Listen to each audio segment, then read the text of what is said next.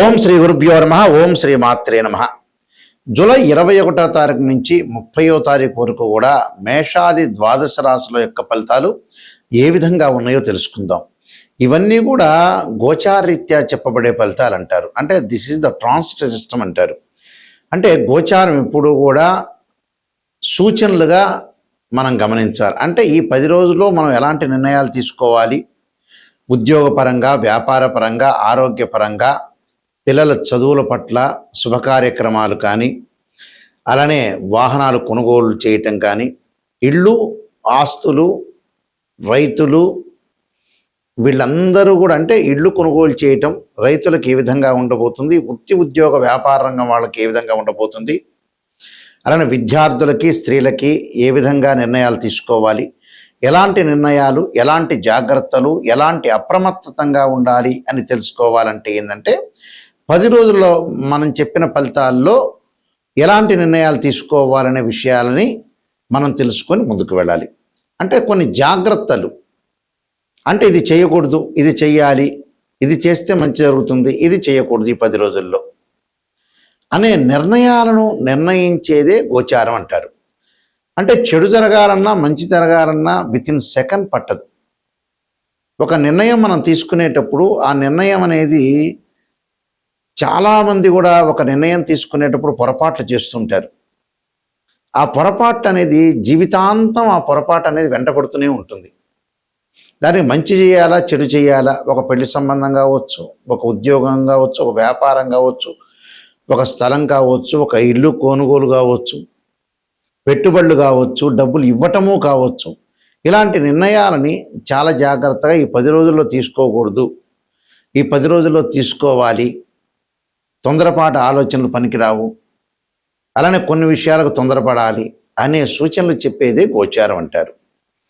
ఈ గోచార రీత్యా కూడా గ్రహగమన గతులు ఏ విధంగా ఉన్నాయి 10 రోజుల్లో మనం చూసుకునేటట్టయితే కుజుడు వృషభ రాశిలోను, బుధుడు మిథున రాశిలోను, రవి కర్కాటక రాశిలోను, శుక్రుడు సింహరాశిలోను, శని జూలై 27 నుంచి మీనరాశిలో వక్రగతిలోకి వెళ్ళిపోవటం, గురువు కర్కాటక రాశిలో ఉండటం, అలానే చంద్రుడు కన్యా రాశి నుంచి కుంభరాశిలోకి సంచారం చేయటం, అంటే కన్యా, తుల, వృశ్చికం, ధనస్సు, మకరం, కుంభం వరకు కూడా సంచారం చేయటం, రాహుకేతువులు కుంభము, సింహరాశిలో సంచారం చేస్తుంటారు. ఇది ఈ 10 రోజుల గ్రహస్థితి. వీళ్ళందరికీ కూడా ద్వాదశ రాశుల వాళ్ళందరికీ కూడా ఏ విధంగా ఉంది, ఎలాంటి పరిహారాలు చేయాలో తెలుసుకుందాం. కన్యా రాశి వారికి 10 రోజుల పాటు ఏ విధంగా ఉండబోతుంది. కన్యా రాశి వారికి వచ్చేటప్పటికల్లా లాభస్థానంలో గురువు వల్ల ఆర్థిక పరంగా బాగుంటుంది. అలానే శుభ కార్యక్రమాలు నిర్వహణ చేసే అవకాశం ఒకటి ఉండటం, రియల్ ఎస్టేట్, కన్స్ట్రక్షన్ రంగంలో ముందుకెళ్తారు. వ్యాపార పరంగా, ఉద్యోగ పరంగా కూడా కీర్తి ప్రతిష్టలు బాగా పెరుగుతుంది. అలానే ఒత్తిడి బాగా పెరగటం ఒకటి, మానసికంగా కొంత ఆందోళన కూడా చెందకుండా ఉండండి. ప్రతి విషయానికి కూడా కొంత మానసికంగా ఆందోళన చెందకుండా ఉండండి. బంధుమిత్రులతోటి కూడా కొన్ని చిన్న చిన్న గొడవలు జరిగే అవకాశాలు ఎక్కువ ఉంటుంది. ప్రయాణాలు బాగా పెరుగుతాయి. కుటుంబంలో కూడా చిన్న చిన్న కలహాలు రాకుండా చూసుకోండి. సమాజంలో కీర్తి ప్రతిష్టలు బాగా పెరుగుతుంటాయి. అలానే శుభ కార్యక్రమాలు అయితే కొంత వాయిదాలు పడే అవకాశాలు ఒకటి ఉంటాయి.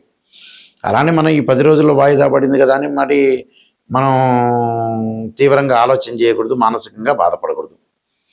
ఎందుకంటే వీళ్ళకి జూలై 27 నుంచి శని వక్రగతిలోకి వెళ్ళటం వల్ల గతం కంటే కూడా ఆరోగ్యం అనేది బాగుంటుంది. 27 నుంచి కూడా ఆర్థిక పరంగా ఉండే సమస్యలు తగ్గుతాయి. ఆర్థిక పరంగా రుణ బాధలు కూడా తగ్గుతాయి. ఫైనాన్షియల్ పరంగా ఉండే డెవలప్మెంట్ కూడా బాగా పెరుగుతుంది. అంటే ఫైనాన్షియల్ పరంగా డెవలప్మెంట్ బాగుంటుంది. సమాజంలో కీర్తి ప్రతిష్టలు పోతాయి. అంటే కుటుంబంలో బంధుమిత్రులతో కొన్ని కలహాలు ఉంటాయి. నూతన వ్యాపారాలు ప్రారంభం చేయొచ్చు. వ్యాపార పరంగా అనుకూలంగా ఉంటుంది. వస్తువులు, గృహోపకరణ వస్తువులు ఇలాంటివన్నీ కూడా వాళ్ళు కొనుగోలు చేస్తారు. కానీ వీళ్ళకి 21వ తారీఖు నుంచి 27 వరకు కూడా మధ్య రకమైన మిశ్రమైన ఫలితాలున్న 27 నుంచి చాలా బాగుంటుందని చెప్పుకోవచ్చు. అయితే వీళ్ళు చేయాల్సింది ఏంటంటే తప్పకుండా దక్షిణకాళి స్తోత్రాన్ని పారాయణం చేయాలి. అలానే సూర్య భగవానుడి యొక్క ఆరాధన చేయాలి. సూర్య భగవాను ఆరాధన చేయటం ఒకటి, అలానే ఇంటిలో లలితా సహస్రనామ పారాయణం చేయాలి. ఏదైనా ఒక పుణ్యక్షేత్రాన్ని సందర్శన చేయటం వల్ల కూడా వీళ్ళకి మంచి జరిగే అవకాశాలు ఖచ్చితంగా ఉంటాయి. ఈ విధంగా ఉన్న ఫలితాల్లో మనం ప్రత్యేకంగా కొన్ని రెమెడీస్ చేసుకోవడం చాలా ఇంపార్టెంట్. ఆ రెమెడీస్లో ప్రత్యేకంగా కొంతమందికి ఏంటంటే ఉద్యోగపరంగా ప్రయత్నాలు అనేవి సఫలీకృతం కావు. ఉద్యోగం అనేది నిలకడగా ఉండదు. ఉద్యోగపరంగా కొన్ని ఇబ్బందులు కలుగుతాయి. అంటే సూర్యుడి యొక్క ఆరాధన చేసుకోవాలి. సూర్యుని ఆరాధన చేయటం, గోధుమలు దానం చేయటం జరగాలి. అలానే మనసుకు ప్రశాంతత లేకపోతే ఖచ్చితంగా మానసికంగా మెంటలీ డిజార్డర్ ఉంటే క్షీరపుత్రాయుధ్య అమృతతత్వాయ ధీమే తన్నో చంద్ర ప్రచోదయాత్ అనే మంత్రాన్ని, వాహన ప్రమాదాలు అలానే ఎసెట్స్ సంబంధించిన విషయాల్లో ఏదన్నా ప్రాబ్లమ్స్ వస్తుంటే అంగారకుణ్ణి ఆరాధన చేయాలి. తత్పురుషాయ విద్యే మహాసేనాయ ధీమే తన్నో షణ్ముఖ ప్రచోదయాత్ అనే మంత్రాన్ని, అలానే ధనపరంగా ఇబ్బందులు, విద్యార్థులకు ఇబ్బందులు కలుగుతుందంటే ధనపరంగా ఇబ్బందులు ముందు కలుగుతుంటే కుబేర మంత్రాన్ని, ఓ మెక్షాయ కుబేరాయ వైశ్రవణాయ ధనధాన్యాధిపతే ధనం ధాన్యం సమృద్ధమే దేహిమే దాపైస్వ అనే మంత్రాన్ని, విద్యార్థులు దక్షిణామూర్తి స్తోత్ర పారాయణం చేయాలి. అలానే అమ్మవారి యొక్క ఆరాధన, ఆరోగ్యపరంగా ఇబ్బందులు కలుగుతుంటే శరీరే జర్జరీభూతే వ్యాధిగ్రస్తే కళేబిరి ఔషధం జాహ్నవీతోయం వైద్యో నారాయణహరి. వివాహం కానీ స్త్రీ పురుషులు ఎవరైతే ఉంటారో అమ్మాయిలు వరపాస్పతాస్ రుద్రాభిషేకం, అఘోర గౌరీపాస్పతాస్ రుద్రాభిషేకం, అలానే అబ్బాయిలు వచ్చేటప్పుడు కన్యాపాస్పతాస్ రుద్రాభిషేకం, అలానే కోర్టు సమస్యలు శత్రువులు ఉంటే కార్తవీర్యార్జునుడి యొక్క మంత్రాన్ని చదువుకోవాలి. ఇవన్నీ కూడా పరిహారాలు చేసుకోవడం చాలా మంచిది. అలానే ఇక్కడ గోచారం వేరు, బర్త్ చార్ట్ వేరు. బర్త్ చార్ట్ అంటే ఏమిటి అని అంటే గోచారానికి బర్త్ చార్ట్కి లాట్ ఆఫ్ డిఫరెన్స్ ఉంటుంది, గుర్తుపెట్టుకోండి. గోచారం సూచనలు 20%గా ఉంటుంది. అంటే ఈ 10 రోజుల్లో చేయాల్సిన నిర్ణయాలు ఇలాంటివన్నీ కూడా చెప్పేదే గోచారం, ప్రజెంట్ సిచ్యువేషన్ అని అర్థం. బర్త్ చార్ట్ అంటే ఏమిటంటే 16 డివిజనబుల్ చార్ట్స్ చూసి మనం ద్వాదశ భావాలను ఎనాలిసిస్ చేసి రాస్యాధిపతుల్ని, అలానే దానిలో ఉండే గ్రహము, ఆ గ్రహ దృష్టులు, నీచ ఉచ్చ స్థానాల్ని క్యాలిక్యులేట్ చేసుకోవాలి. ఎందుకంటే భావాధిపతులు వేరు. తనుభావం అంటే లగ్నం అని అర్థం. లగ్నభావాధిపతి రవి, ద్వితీయ భావాధిపతి గురువు, తృతీయ భావాధిపతి కుజుడు, చతుర్థ భావాధిపతి చంద్రుడు బుధుడు, పంచమ భావాధిపతి గురువు, షష్టం భావాధిపతి కుజుడు. ఇలాగ మనం క్యాలిక్యులేట్ చేయటం వేరు. భావాధిపతి వేరు, రాస్యాధిపతి వేరు, అక్కడ ఆ గడిలో ఉన్న గ్రహము వేరు. భావాధిపతి అంటే ఇంటి ఓనర్, రాస్యాధిపతి అంటే ఆ ఇల్లు కట్టించిన బిల్డరు. అక్కడ ఏదైతే గ్రహం అనేది దానిలో ఉంటుందో ఆయన టెనెంట్ అని అర్థం.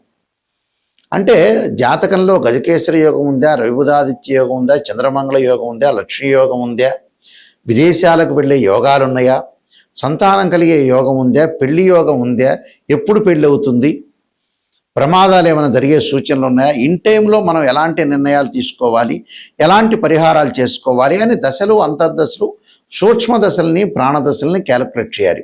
ప్రతిదానికి కూడా చాలామంది కూడా రాశిచక్రాన్ని చూస్తారు. రాశిచక్రం ఒక వివాహం కాలేదు అంటే రాశిచక్రము, నవాంశము, భావచక్రము, దశల అంతర్దశలు చూడాలి.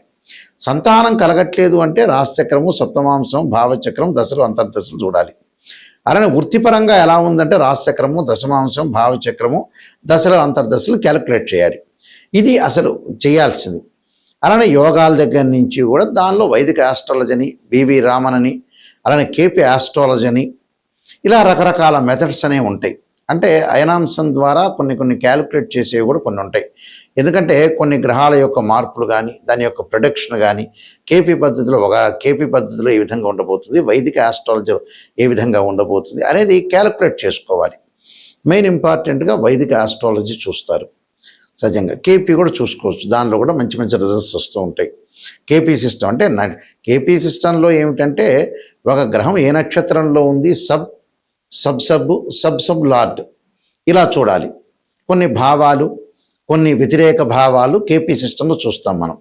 అలానే వైదిక ఆస్ట్రాలజీ, అలానే బివి రామన్లో ఉన్న ప్రొడక్షన్స్, ఇలాంటివన్నీ కూడా మ్యాథమెటికల్ క్యాలిక్యులేషన్ చేసి అనాలిసిస్ చేస్తే యాక్యురేట్ రిజల్ట్ వస్తుంది. యాక్యురేట్గా మనం పరిహారం చేసుకుంటే కరెక్ట్ రిజల్ట్స్ వచ్చే అవకాశాలు గ్యారంటీగా ఉంటాయి.